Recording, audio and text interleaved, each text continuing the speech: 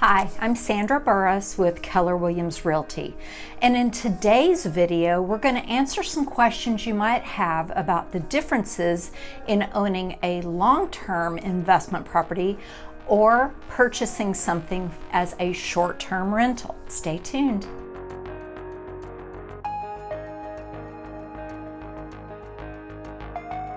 Many of my clients have expressed an interest in owning an investment property that they want to use as a Vrbo or Airbnb short-term rental property. And there are a few things that people may not be thinking about when they look at investing in a property like that. So what we're going to do today is take a look at some of the costs of time and money that go into the different investment properties. First of all, the upfront investment. So on both a short-term and a long-term investment property, if you have a mortgage, you're going to have principal, interest, taxes, and insurance. And of course, you can't use a homestead exemption in Texas on an investment property because it's not your primary residence. So when you factor in the costs, number one, those are the things that you're going to factor in. Now, if you're not using a mortgage to purchase the property, you're still going to have taxes and insurance. On both types of properties, long-term and short-term rentals, you may need to be making some improvements once you purchase the home. For instance, it may need new flooring or new carpet. It may need a new HVAC system, roof. Appliances need to be upgraded. Any of those things are going to be similar cost for either a long-term or a short-term. However, remember, when you're doing those things, you're looking at who is the end user. Are you going to have a tenant that is going to be living in the property for a year or two?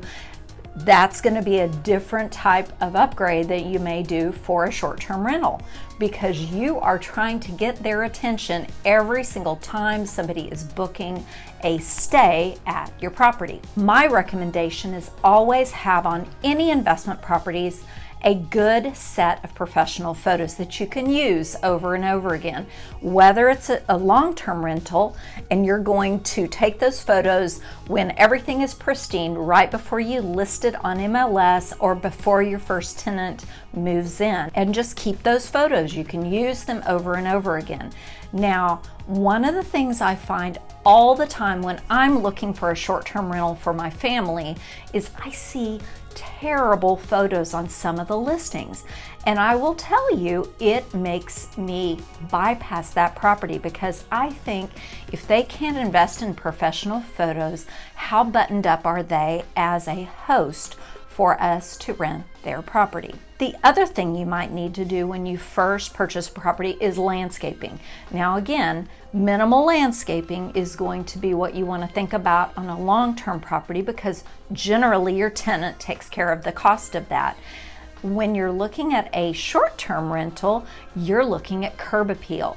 You are again looking at every single time you have a new guest, they're going to be looking at your photos, and you want your property to sell the image of how enjoyable it will be for them to stay in your property. Another upfront cost you have with a long-term rental is setting up utilities temporarily, and you will hold those in your name until you have a tenant and they will transfer it to their name.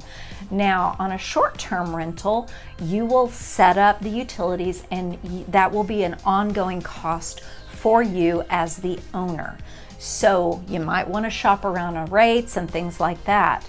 You also have deposits associated with some of those, and that's just something to keep in mind. Now, some of the costs up front associated with a short-term rental is furnishing the place. Now, you can be as creative as you want. You may find things on Facebook Marketplace, you might find things in resale shops or garage sales, something like that. But you're going to want comfortable beds, you're going to want comfortable furniture, enough seating, and again, you want it to look nice. You're selling an image. Other things to think about on a short-term rental is you've got to outfit the kitchen, you need to have coffee maker, you need to have dishware, silverware, glasses, cookware, anything like that that you're going to want to offer for your guests. You're going to need to purchase that up front. The other thing I'd recommend is buy extras. Glasses and things like that break, so you're going to want to have some of those on hand to replace if they get broken. Now, when you think of a short-term rental, there is a lot of time that you're investing in that. You are going to have a lot of turnover. You're going to need to maintain the calendar of when it's available. You're going to want to watch for check-ins and check-outs. You're going to have to change the code on the door. That's another cost that you have. You may want to do a programmable doorknob so that you can change it every time you have a new guest. Now, your time investment on a long-term rental is really your upfront investment of time to get it ready. Then you're going to evaluate applications while you decide on a tenant. Once you've decided on your tenant, it's really just getting them in the property, getting them set up and comfortable, relaying information on how to transfer utilities, anything else that needs to be taken care of once they move in that they find maybe not working properly. So your time investment on a long-term rental is more kind of a front-loaded. Periodically, you're going to have calls from your tenant that they're going to need you to get a plumber, or you may have to repair some appliances or something like that. But pretty much, once you get them in there and get them settled, they just live there and the rent comes into your account. Short-term rentals are a little bit different. Those are quite time sensitive. Remember, you're running a business on top of owning your real estate. Now, some of the ongoing expenses on a short-term and long-term rental are, again, we talked about this earlier, principal, interest, taxes, and insurance. That is an ongoing cost. If it's in an HOA, the cost of the HOA. And are you allowed to have your tenants, whether they're long-term or they're short-term, are they able to use those? And that's something you have to check out. Another ongoing cost you may have, and it's normally an annual fee, is going to be a home warranty. Now, my recommendation is you're really only going to do that on a long-term rental property. If you've got something not working in a short-term property, you really need to take care of that very quickly. Remember, reviews online are very important to the success of that piece of your business. So you want to make sure that's taken care of. Another thing that you might want to do on both is ongoing pest services. You want to make sure on both your long-term and short-term that you take care of pests. Certainly on a short term, if you get the reputation of having bugs in your property, it's going to be really hard to overcome those reviews. So that's a fairly reasonable cost, but again, it may be a monthly fee or a quarterly fee, but it's something to consider. Another cost that you may have is if you decide to use a management company. Now, both long-term and short-term can use that. You really have to evaluate, is the trade-off good enough for you time-wise to either take care of those things, those items on your own, or to hire a management company. On a long-term rental property, they may charge you between 8 and 10% of your rent. And if you have multiple properties, that may decrease, but certainly it's worth shopping around. Now, on a short-term rental, you may want to shop around and see if you can locate a company that specializes in managing short-term rentals. Some of the things you've got to take care of is a cleaning schedule. As soon as you've got a guest leaving, you need to have the property cleaned, the sheets and towels laundered, an inventory taken of all the items in the kitchen, bathrooms, etc., and make sure those are replaced before your next guest checks in. And there are companies out there that will help you with that. The other thing is repairs.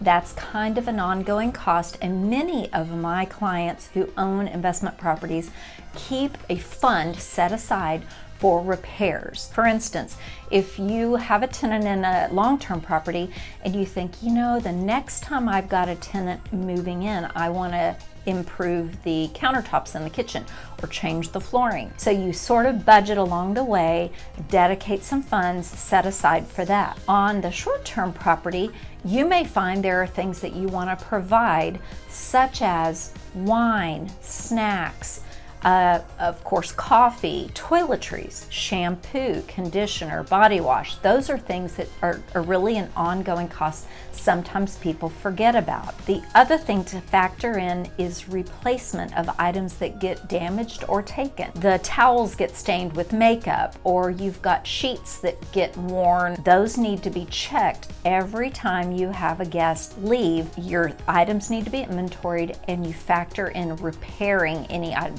Furniture, sometimes there's some wear and tear with that, and you may have to replace things over time. The other thing that is an ongoing cost, of course, you're going to be paying utilities on your short-term rental.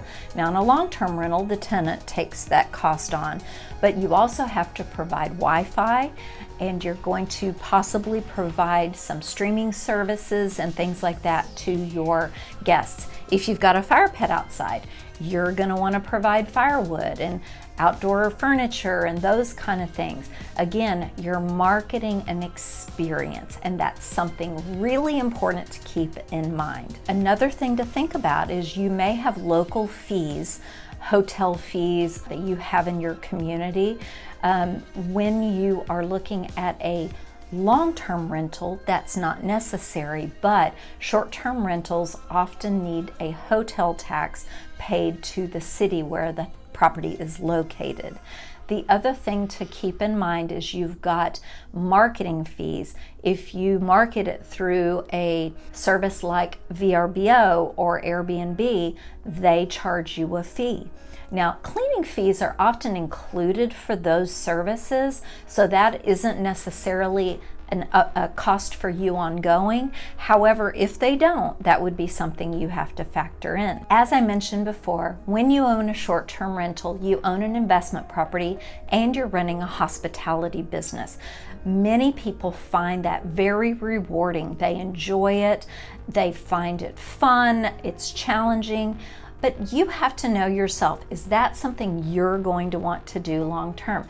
There is a considerable upfront cost for that when you're having to furnish a home. The other thing I would recommend you do is make sure you're working with an experienced real estate agent, somebody that knows what you're wanting to do with your investment property. There are areas that will not allow you to do a short-term rental. Sometimes they have a month as the minimum stay, sometimes longer. Sometimes it's in an HOA that they restrict the number of investment properties, rental properties that they allow in the community. And it's an application process. That's something you really need to know. I hope this information was helpful to you. And as always, like, comment, and subscribe. And please leave in the comment box if you've ever stayed at a short-term rental or ever considered purchasing one. Thank you so much and have a great day.